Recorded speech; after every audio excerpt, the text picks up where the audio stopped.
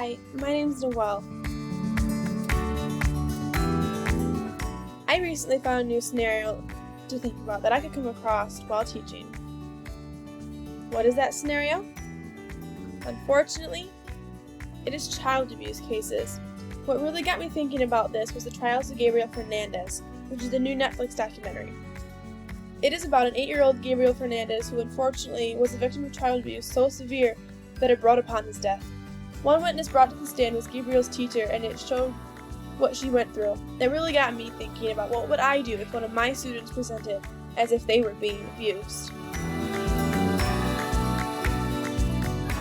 I do have 5 main ideas that come to mind when I think about it.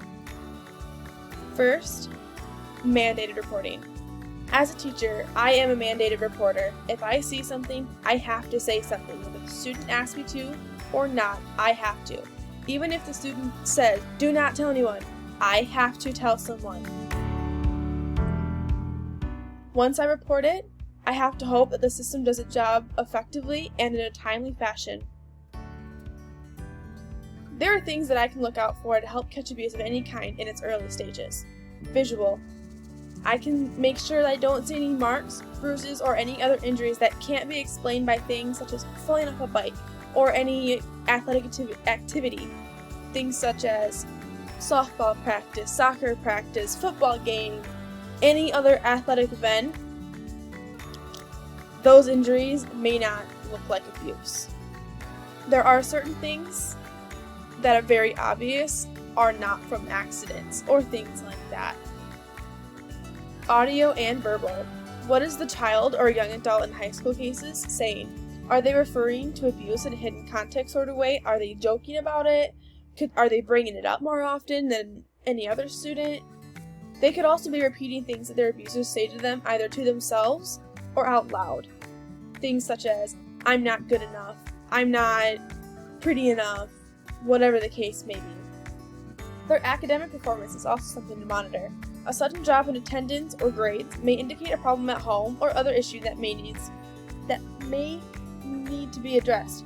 Hopefully, it's because they sincerely don't understand the material, which is easily fixed by tutoring or extra help. Emotional. Bursts of anger or sudden shifts in personality may not only indicate abuse at home, but also mental illnesses such as anxiety, depression, which can also be developed with prolonged abuse. Unfortunately, the system doesn't always work as fast as we hope. Referring back to the case of Gabriel Fernandez, the teacher did report it as she was supposed to, and Child Protective Services did get involved, but for some reason nothing was ever changed or done to prevent anything, and Gabriel continued to present new wounds and injuries that he claimed to be things such as play fighting with his brother. But it was later revealed that it was due to his mother doing things that I'd rather not repeat. If things are done outside of the school, I can't do things to separate the students and parents, or give the parents attention. I cannot tell the parents that what they're doing is wrong. It is also a possibility that if things are brought to light, that the situation gets worse for the student as a form of punishment or revenge. This did happen to Gabriel. The teacher did say the more she reported it, the more Gabriel came to class showing signs of new injuries. Also, unfortunately, eventually the student does have to go home.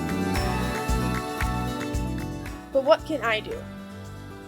Outside of reporting the situation, I can be there for the student, be a sounding board for them, and try to be moral support. To let them know they are not alone. I am here for them. I care for them. That student is a great person and deserves better. Also, things will get better. If deemed appropriate, talk to the student. Give them the opportunity to come to me and let them feel as though they can come to me without judgment. Be a safe space. Try and let my classroom be an escape for them, a place where they can come to feel safe and relaxed and loved. The biggest thing is to support them. There are limitations, however, to what I can do. I cannot be there 100% of the time. I cannot be everything for that student.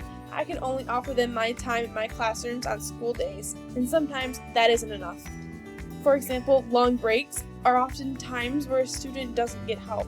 They're not given that escape. Eventually, the student does have to go home. I cannot follow them, and I cannot protect them from that environment. I also can't do anything outside of the system, so it's completely up to the system and how fast things change. I can't help my students move on and move past what's happening if the system fails or takes too long, and the student may become depressed or other things. They become more injured. In Gabriel's case, the system did not help him at all, and his unfortunate passing was the result. There are other cases that are still less severe, but also end up in the passing of a young life, whether it be by their own hand or another's.